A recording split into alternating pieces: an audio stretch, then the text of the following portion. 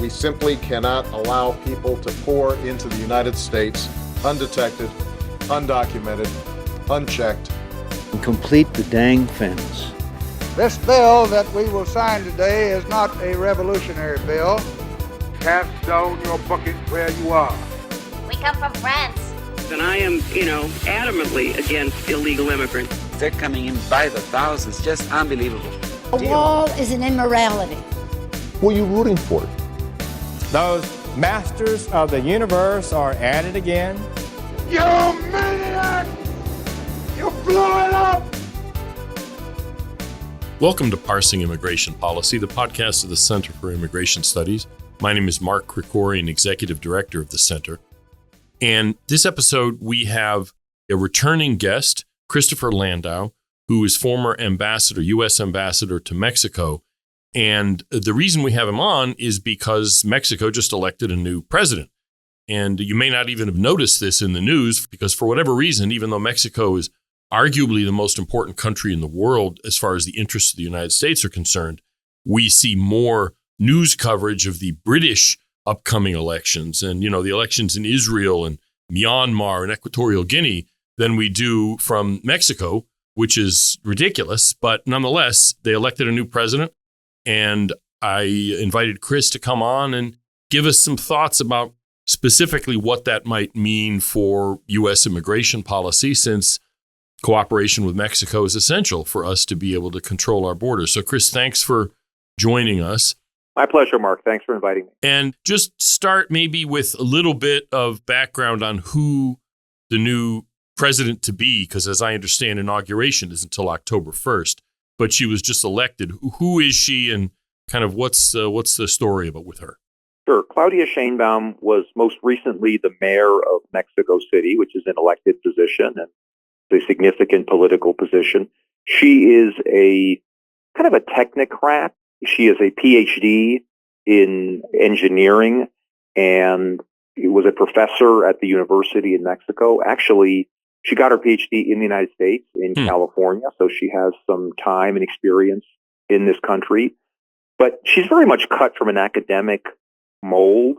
In fact, she's quite introverted personally. As ambassador, I had some dealings with her, and she struck me as perhaps the most uncharacteristic politician I've ever met in my life, because she's really so introverted and kind of bookish. I mean, she actually reminded me a lot of Ruth Bader Ginsburg. I mean, a very, just an introverted person. So she's not a kind of a backslapping, baby-kissing politician. The opposite, yeah. Literally the polar opposite. And she was the protege, or is the protege of the current president, who very much is that kind of politician, isn't he? That is correct. He is a charismatic, populist politician.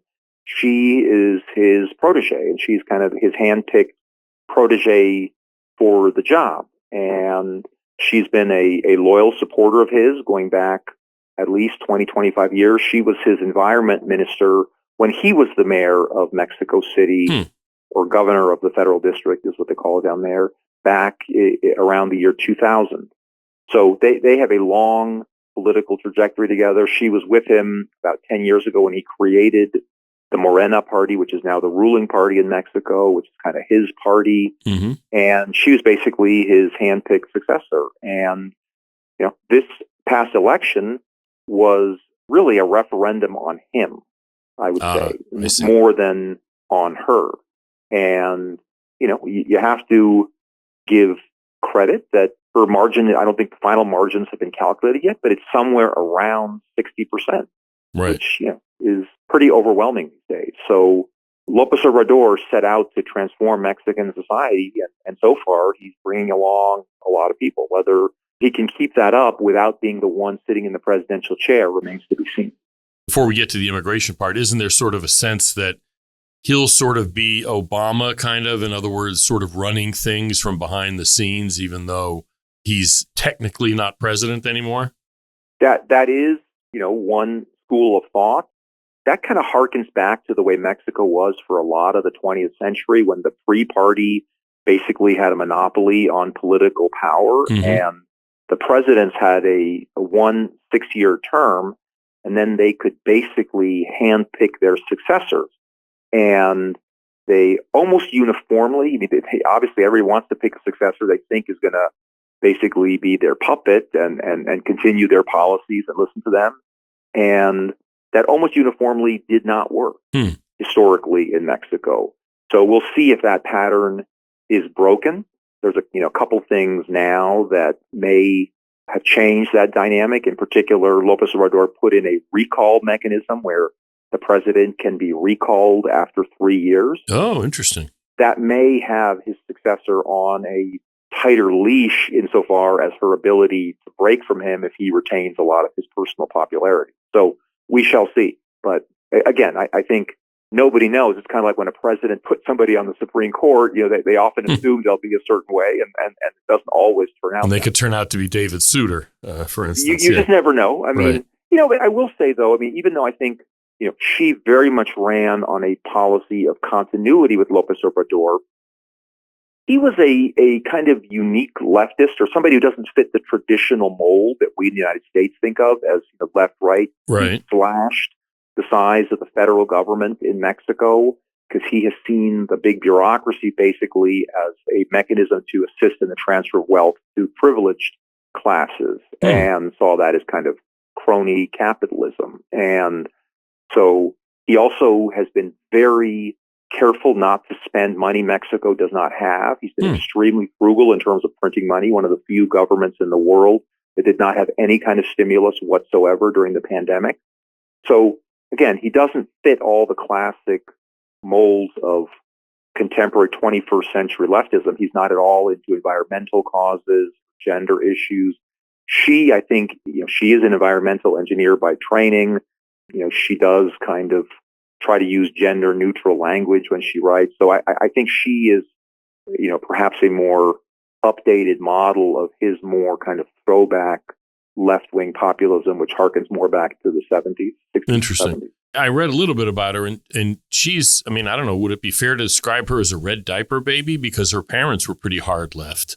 I think that's right. She came out of a university academic family. Right. Yes, I think she's very much influenced by the generation of 68, which was the year of the Olympics in Mexico, and there was a crackdown by the Free Party on dissidents. As in so much of the world in 1968, right. There were riots in Mexico, and they were pretty brutally put down. And, that kind of is a bloody flag moment for a lot of the Mexican left that basically never forgave the PRI for that. Interesting. And that was where the PRI really started to fragment. So anyway, without getting too deep into the history, I think you're right. She does come from a left-wing background. So I think there's no question that she is a leftist. Again, I just think we need to be a little bit careful because what we regard as traditional left-right distinctions don't always apply in other countries. And, again, Mexico has a very unique political system. Basically, Mexico is not an extension of our politics. It's its own politics. No, not at all. And that's a mistake I think we often make. Mark, there was really no conservative opposition. The opposition candidate was basically a candidate of a coalition of parties that ranged from pretty, left-wing parties to the more traditional kind of Christian Democrat parties, but including also the PRI, which is the party that ran Mexico for a long time. I think the traditional parties in Mexico are just largely discredited because of all their corruption. And interesting. I think in a sense, this election might reflect the final stake in the heart of the old Mexican political parties, and as opposed to a particular mandate for her. I see what you mean. Yeah. And to start to sort of get a little closer to the immigration issue, she herself is the daughter of immigrants and Mexico's first Jewish president, which is kind of funny that they have a Jewish president before we do. But the fact that she's the daughter of immigrants really does highlight how Mexico is, in at least some part, a nation of immigrants itself. And, obviously there are huge differences between us and Mexico, but, there are similarities that I think people don't appreciate sometimes. Well, that's a fair point. So Lopez Obrador, as you said, even though he saw himself and did act in many ways as a left-winger, didn't map onto our conception of what the left was. one of the ways maybe that was true is that he actually cooperated with President Trump reasonably well. I mean, more than you would think. It wasn't really necessarily a confrontational kind of thing. What did you see from when you were down there during that period? And how do you think that's developed? And how do you think the new president, will she continue that approach, or what's your take on that? I very much lived that approach because I was President Trump's ambassador to Mexico, Right. President Lopez Obrador, as you know. And I was really struck in our first meeting when I presented my credentials. He really emphasized to me that, he sees the U.S. and Mexico kind of inextricably intertwined and, does not see China as kind of a potential partner for Mexico, as opposed to the United States. I think he knows that Mexico and the United States are natural teammates.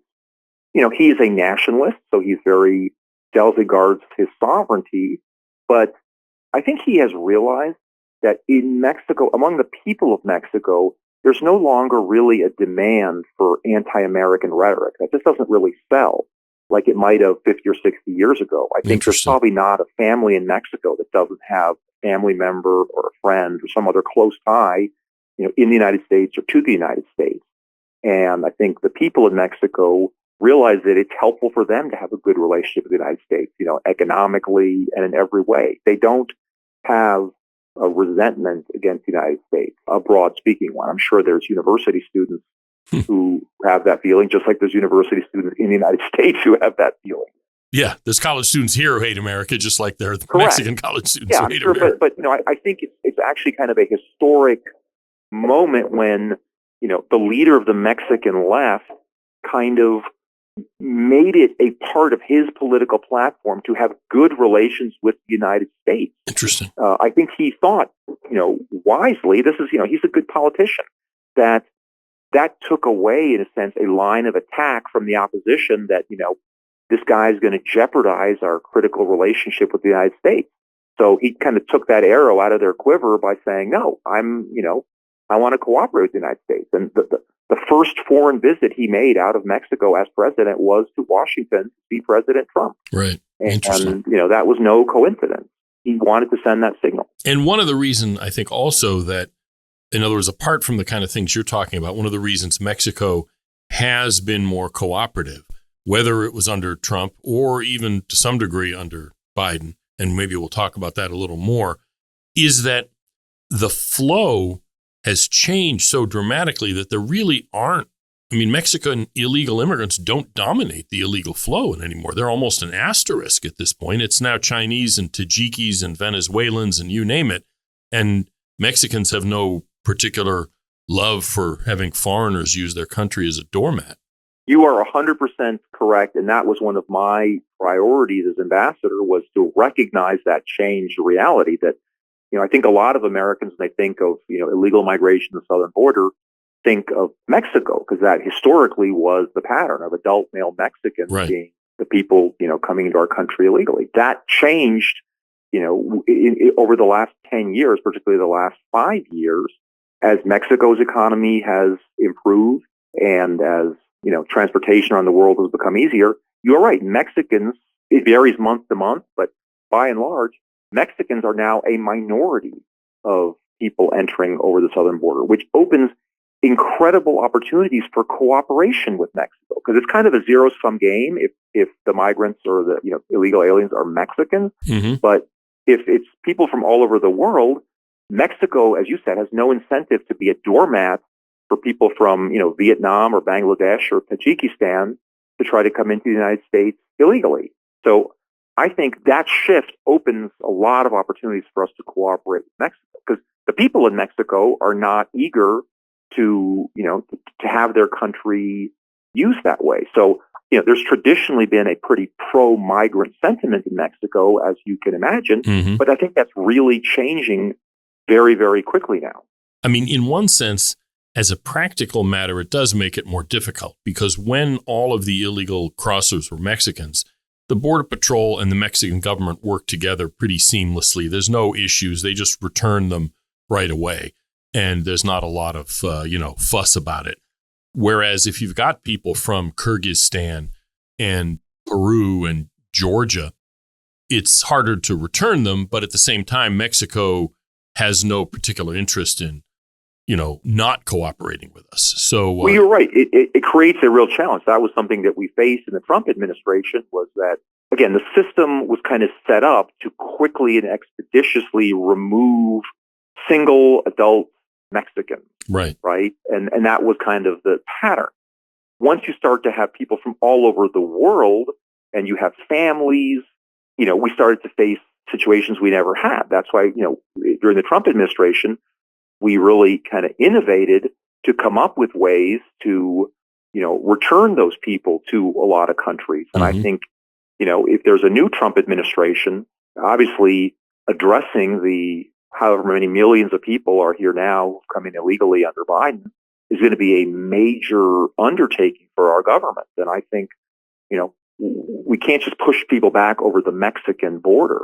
If they're not Mexican, Mexico will always take its nationals back, but its willingness to take back nationals of other countries is sharply limited. So, we're going to have to work very closely with Mexico to try to undo the terrible damage that Biden wrought over these last 3.5 years. And so that's when we can get to the new president-elect, Sheinbaum. Since, as you pointed out, she's more of what we would conceive of maybe as a conventional left-winger, sort of more of a faculty lounge leftist. What is your sense? I know you've talked to some people in her circle. What is your sense about whether she would continue the, cooperation to the degree that there is any that we've seen from the current administration in Mexico? Well, again, I think the current administration in Mexico, was cooperative when Trump was in, and then Biden came in and basically undid everything Trump did, and then that's when the real migratory flow started. Right. I think at that point, the Mexicans kind of threw up their hand and basically said, well, look, we can't want this more than you do. Exactly. You don't care if all these people are coming illegal into your country. What do you want us to do? Yeah, bingo. And so the Mexicans kind of then, sat back on their hands. I don't think there's a lot of joy in Mexico for what has happened over the last few years. I mean, again, millions of people are passing through their country as well. That's not a good thing for their country. So, the Mexican government has been cooperative both with the Trump model and with the Biden model. My understanding now from people that I know in Mexico is that, and I don't know this firsthand, obviously I'm a private citizen, but that the Biden administration is paying Mexico some vast sums of money during this election year to try to control the migratory flows to dampen, the border as an election year issue.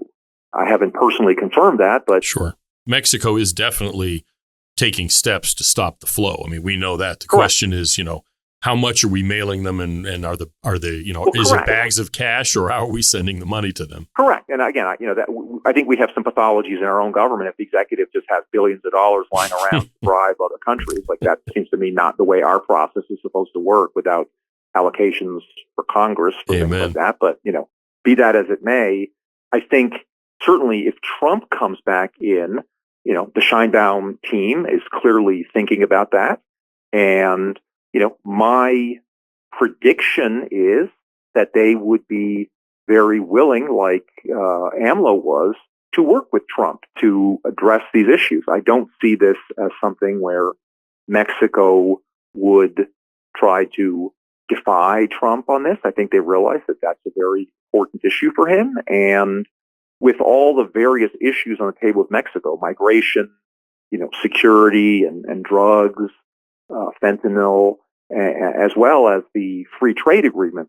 You may recall that we renegotiated NAFTA in the Trump administration, got the USMCA.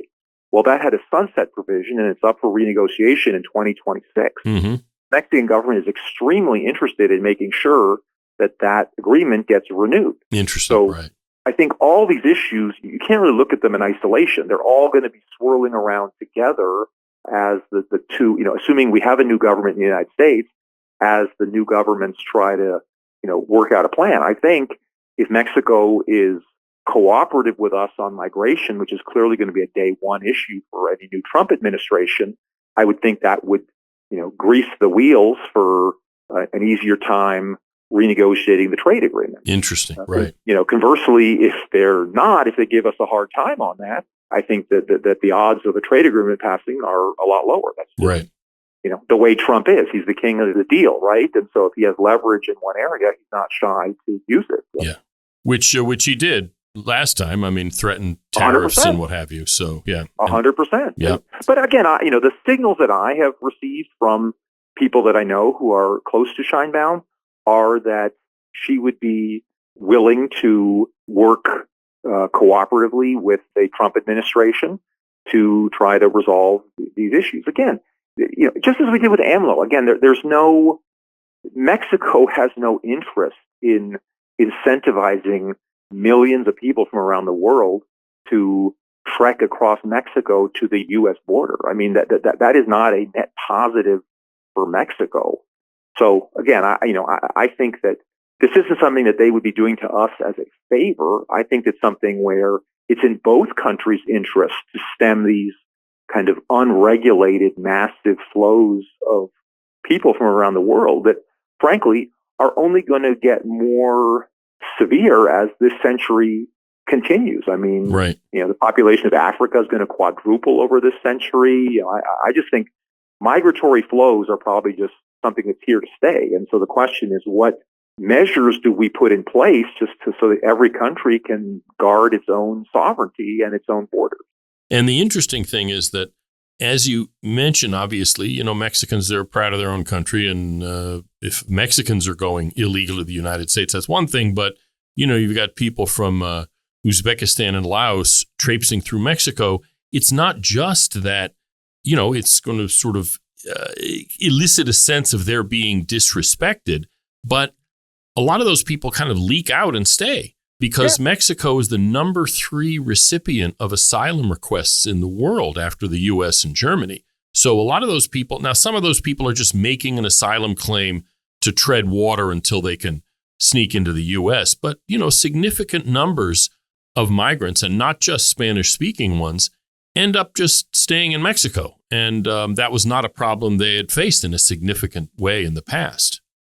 No, I mean, again, traditionally, you kind of noted that Sheinbaum's ancestors were immigrants, and Mexico certainly had a lot of people come, let's say, during the Spanish Civil War. Right. Mexico certainly can have as a sovereign country, it's entitled to have its own immigration policy.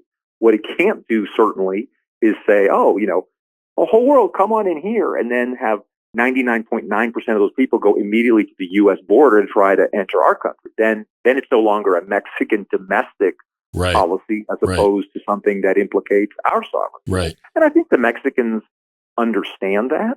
I think, that was a mistake that Lopez Obrador made at the beginning of his term when, they kind of tried that approach with the Central Americans. Mm-hmm. And that's when the caravan started. That's when Trump threatened tariffs in the spring of 2019.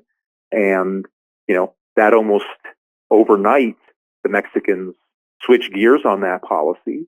And, they were fine with it. I think they realized they had made a mistake. Interesting. And that, that basically it wasn't right for them to encourage people to come to Mexico just to go into the United States. I'm not sure how much about Mexico or Latin American asylum policy, but there is an agreement among a number of Latin American countries. You may know the name of it. I forget off the top of my head. But they define persecution for purposes of asylum more broadly.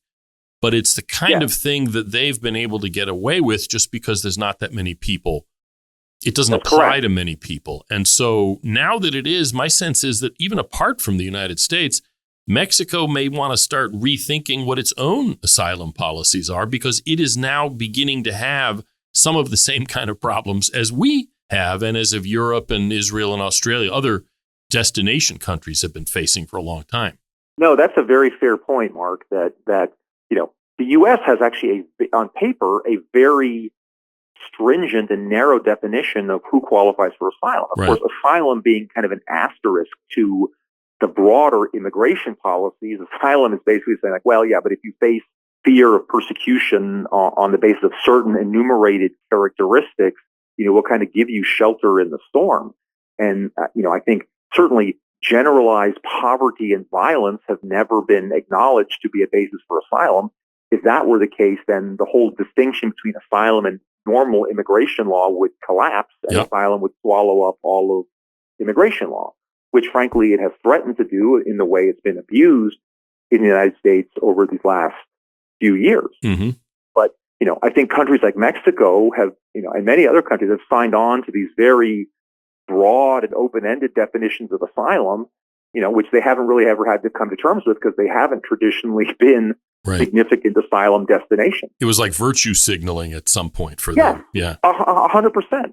Now, again, I think in Mexico, there's always a chasm between what the law says and requires and what actually happens in practice. Right. In the United States, if a law says something, we're kind of sticklers for that. A lot of countries, it's kind of like, okay, yeah, I see the law says that. Well, so what? Yeah, right. It's a suggestion. There is a little bit of a different attitude towards that. And the issue of cooperation is, going to sort of become relevant even before the new president takes over, let alone if there's a new president in Washington, because just this week, the White House has announced what are frankly phony measures that are supposedly in response to the border crisis. And they're going to be returning under some circumstances, some people, even if they're not Mexican, across the border. And I assume they have to have Mexico's agreement ahead of time to accept some of these people. So even now, it does matter, even before there's a new Trump administration, it matters how cooperative Mexico is willing to be with us. And, my sense, and again, this is speculation either on my part or your part, but my sense is that during this year, as an election year, Mexico is probably both more willing to cooperate with the Biden administration in order to lower the numbers, because they probably do want Biden to get reelected. But at the same time, they have some leverage to extract what it seems to be significant, really, extortion payments, if you want to put it in a derogatory way, from the Biden administration, because Biden is so desperate to try to make this immigration issue at least a little bit go away for him politically. Oh, they've got Biden over a barrel. Right. It is critical for Biden to push the narrative that this whole the border crisis that was unleashed during his administration is the result of root causes elsewhere, as opposed to the policy choices of his administration. Right. Which it obviously is, because there wasn't a hurricane in Central America or an earthquake somewhere that led to these massive flows of people on January 20th, 2021. Right. There was a change of power in Washington and the revocation of a lot of executive orders and the implementation of new policy. That's what actually led to all this. But it's critical for Biden to say, like, oh, no, this is all about root causes in Central America and elsewhere. We're going to throw money at it, right? That's the solution. Like, let's just spend more money, right? And so, Mexico and these other countries are certainly happy to play along with that narrative, right? Like, oh, yes, we need more money for development, right? Like, yes, we'll take your billions of dollars that you're giving, Mr. Biden. Like, they're not stupid. Like, what else do you expect them to say? Right. So I think Mexico is certainly, I am sure that, there is an agreement between Washington and Mexico City if they're going to be starting to limit this and sending people back to Mexico. Much as we had an agreement with Mexico when we implemented Title 42 at the beginning of the pandemic. Right, of course. That was one of the, trickiest evenings of my tenure as ambassador when we realized we were going to, implement Title 42 and really shut the border to people coming across. Mm-hmm. I had to go and talk to the Mexicans and say, look, please take back everybody that's trying to cross from Mexico. And the Mexicans basically said, no, our duty under international law is to take back our own people. Right. Not other people. And eventually, we convinced them to also take back the people from Honduras, Guatemala, and El Salvador, as well as their own, because Mexico had its own agreements to repatriate those people with those countries. Right. And, at that point, that was about 92 or 93% of the people at the border, with the Mexicans and the people from those three countries. And so that seemed like a good resolution for all sides. Now it's less than half, actually. The Mexicans are probably less than half, and I don't. Even when you include the Northern Triangle, it's now about half, maybe a little bit less than half. Oh, okay. Yeah. So that's going to make life a lot trickier then. I don't know if the Mexicans, will take back people from China and Right. India and Haiti and Vietnam. I mean, they weren't taking those people back in my Title 42 days, Right. back Exactly. 4 years ago. So I don't know what their, what agreement they have now, but, I suspect money talks. And, if Biden has an unlimited slush fund to spend on this and is willing to do it, try to advance his election prospects, I don't doubt that he will. I think it'll be very interesting, if Trump wins, to find out what all these agreements consist of, because they may be secret now, but, they're not going to be secret forever. And I think the American people should know what are these agreements with Mexico and how much are we paying Mexico to do this. I mean, there should be some, at least, transparency on what the president is spending, on forgiving student loans and on Right. bribing other countries to try to, spit and chewing gum to put together a picture of a world that looks like it's hanging together, at least from now until November 5th. Right. Interesting. That's actually an interesting point. I hadn't thought of the sort of transparency issue. If there is a new administration, to find out sort of a kind of a Truth and Reconciliation Commission, as it were. Well, I think it's very important. I mean, again, Yeah. I think that may be the answer to some of these things that frankly to me seem like terrible abuses. And Mm-hmm. I have a hard time understanding where all this money comes from. When I was ambassador, if I tried to get an extra nickel out of the State Department, people were like wringing their hands, and like budgets are tight. So I don't know where out of the blue that the government just can come up with like billions of dollars to spend to Mexico without any kind of congressional oversight. Again, assuming that's true, I don't actually have the facts and figures of that. These are just a story I've heard, and it certainly seems consistent. I mean, I'm not sure what would be the incentive for Mexico to be doing this otherwise for free. Right. But again, hopefully it's a very interesting topic, and I think we will find out in due course. Yeah, absolutely. And just generally speaking, sort of the last point, which is kind of underlining a lot of what we've said, and sort of a point you had made, that when the Biden administration came in, you sort of described the Mexican response as, well, we can't want this more than you guys. In other words, if the Biden administration wasn't enforcing U.S. immigration law, then why would the Mexicans want to do it for them? And it seems to me that highlights the different kinds of cooperation. In other words, under the Trump administration, the government, the United States, was trying to do the same thing as we were asking Mexico to do. In other words, we were trying to enforce our border, and we were insisting that Mexico row in the same direction.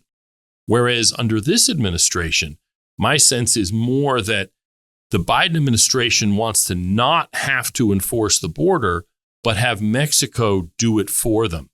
And just 100%. and putting yourself in the head of the Mexican government official, it's like, well, why would we do that? We're willing to cooperate, but our job isn't to control your border. That's your job, and we'll help. It's one of the perverse things about this the Biden administration. Like, same thing in energy, right? They're crippling American energy production, right, to appease their green base. And then, but same token, they're like sending emissaries to Venezuela and Iran and all these hostile countries. Like, crank it up, folks! Like, as if the greenhouse gases care about what country this is coming from. But again, it's all about virtue signaling, right? So even though this crisis was unleashed by Biden's own actions in the United States, he doesn't want to undo his actions, but he wants to ask the Mexicans and others to undo it for him. So he can keep the virtue signaling, like, ooh, all these mean Trump things, those are all over.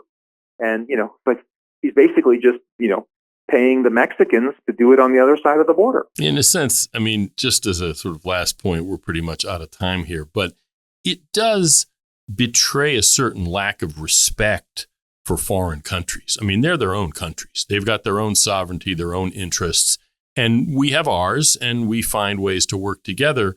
Whereas, the Biden administration's approach seems to be that foreign countries are there to serve our domestic political interests, which really is, like I said, a kind of patronizing, maybe at best condescending approach to other countries that are, that are their own places and have their own interests and their own sovereignty. Bingo. Yeah. We can't outsource, our own policies to other countries. That's ultimately not a successful strategy in the long run in many areas. But I don't think, frankly, the Biden administration at this point is thinking of the long run. I think they're thinking of from here to November 5th. Yep, for sure. We'll take it one day at a time. But I guess, the bottom line, I think people are going to read a lot about the new president in Mexico. I think a lot of articles are kind of, already trying to paint a picture that she's going to have a very fraught relationship with Trump if he comes in. I don't buy that. I think the big headline is Trump and AMLO, forged a very good relationship. I would suspect that the same would happen with her, that she knows that cooperation with the United States is ultimately in the interest of Mexico. She knows it's a big deal to Trump. And so I am quite confident that if Trump is reelected, we can certainly do business with her and work together to, finally solve this terrible crisis at the border. Okay, well, that's good news. We're good to hear. A little bit of an optimistic note to end the podcast on. Of course, this will be kind of moot if President Biden's reelected, maybe. But as Senator Ted Kennedy used to say, we'll drive off that bridge when we come to it. But until then, Chris Landau, former U.S. ambassador to Mexico, and potentially if there's a new Trump administration, maybe another position in somewhere in the State Department, hopefully. And thanks for taking time out of your day to talk about this. And we may have you back when there's some future development of real note in Mexico. Thank you, Chris. God bless you, my friend. My pleasure. Take care. And finally, I wanted to talk just another minute about something that Ambassador Landau and I referred to, and that is this week, the White House has announced finally, after months and months of foreplay, that they're going to be taking some kind of new actions to control the border. And it's as phony as anybody would have expected. It's a campaign stunt really intended to give the president something to say when he debates President Trump in a couple of weeks. That's all it's about. So the point of it is, if the number of illegal crossings reaches 2,500 a day, they're going to start returning people until it gets down to 1,500 a day, if I understand the details correctly. And the 2,500 a day number, it's not clear where that came out of. They pulled it out of the air because remember that the bill in the Senate had a similar trigger mechanism of 4,000 a day. And, 1,000 a day is already overwhelms the system, as previous Homeland Security secretaries have themselves said. I actually think, and this is speculation, but I think they focus grouped different numbers. They had focus groups and they said, what would be your reaction to these new powers going into effect at 4,000 illegal crossings a day? And what about 3,000 a day? And what about 2,000 a day? And literally, that's how they came up with this 2,500 number. It's completely phony. It's almost certainly likely to be challenged in court by the administration's own friends outside, in the non-government organizations. And then if it's enjoined, in other words, if the courts put it on ice until they have a hearing, well, then the president's, and I think that's the goal here, the president's going to be able to say, I've taken these steps, but the courts have stood in my way. That's why Congress has to pass this and the Republicans are stopping me. And therefore, the whole 3.5-year disaster at the border is really the Republicans' fault. That's going to be the line, and the measures that were announced this week, and they fit here because Mexico would have to have agreed ahead of time to take some of these people back. These measures really are just a campaign stunt. And they're designed for the upcoming debate in June 27th, and then also sort of in a broader sense for the campaign season until Election Day in November. I'm skeptical even if they apply these rules, they're going to be able to make them stick. They're going to be willing to follow through. But nonetheless, we finally apparently have the long-awaited and much touted executive order that the president could have just, if he had wanted to, announced 3.5 years ago, but only chose to do now 2 weeks before a debate with his chief political rival. So that's it for this week's episode of Parsing Immigration Policy. This is Mark Krikorian, your host. I want to thank Ambassador Christopher Landau, who was kind enough to give us some time and give us his analysis about the new Mexican president. Thank Brian Griffith, our producer, and thank all of you for tuning in, and hope you will join us on our next episode.